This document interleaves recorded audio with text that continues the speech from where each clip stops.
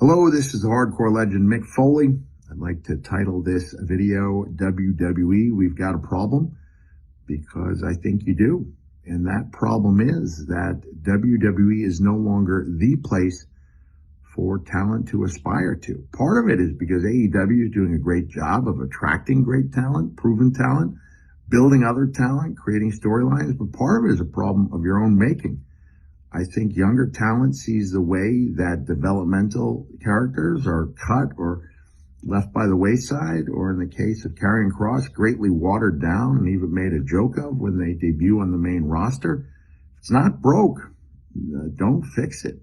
If I was an aspiring talent now, big league talent with a major decision to make, I'm not sure that I would trust WWE Creative to do the right thing with my career.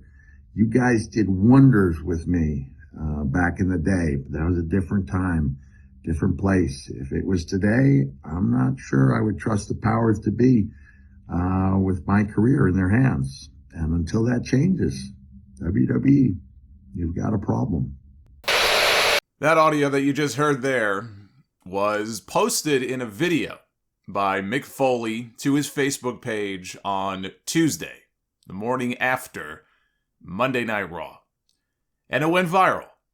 He was trending on Twitter. Everybody was sharing a link to the video.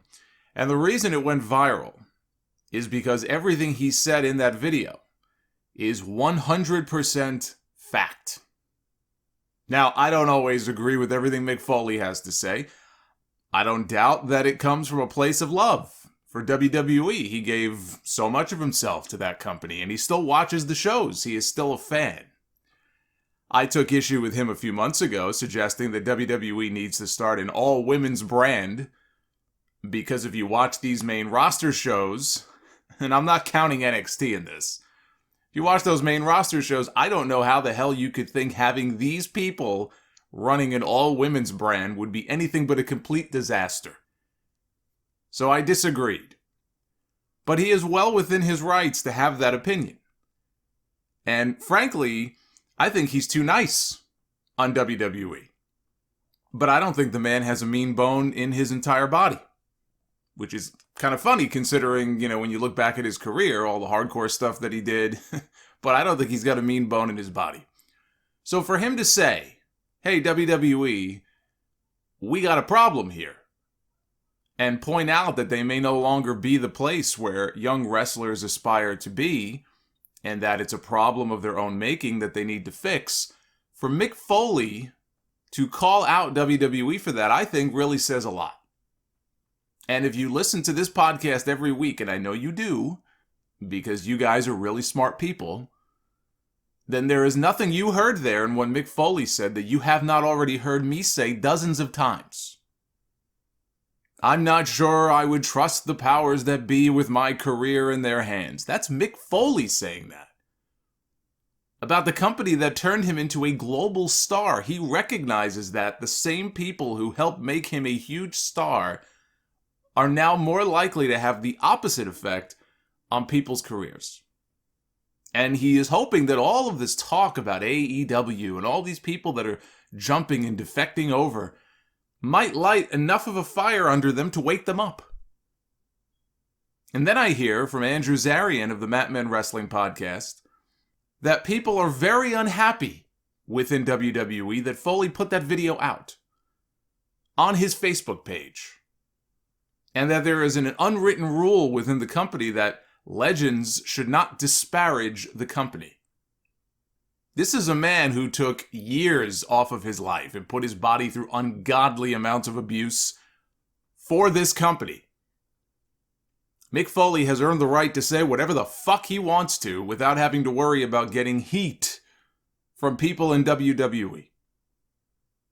It's a lot easier to be mad at the person telling the truth than it is to admit that there's a problem and actually do something to try to fix it.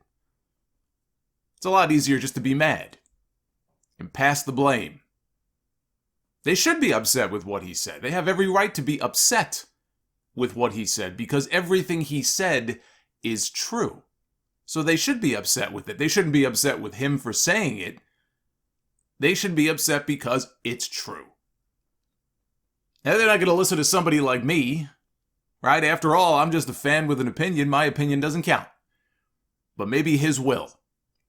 Maybe more people like Mick Foley coming out and saying what needs to be said and not being afraid that WWE might yank their Legends deal. Maybe that'll get their attention if enough of them actually said something. Yeah, we're still making truckloads of money for now. But what can we be doing to make these shows, especially those 3 hours on Mondays, what can we be doing to make them more fun to watch? SmackDown at Madison Square Garden this week, and I'm going to talk about that in a little bit, was the best 2 hours of television that they have produced all year. I wish they could bottle that up and bottle that crowd up and take it with them on the road every week, wherever they go. But what can we be doing to put on shows like that more often? They can't all be home runs every week, but certainly we can have a show that does not offend, that does not bore, that does not make me angry, that does not make me go, what the hell are these people doing? What can we be doing to make this place more attractive to people who for years would be jumping through hoops, set on fire for a spot on our roster? What can we do to fix that?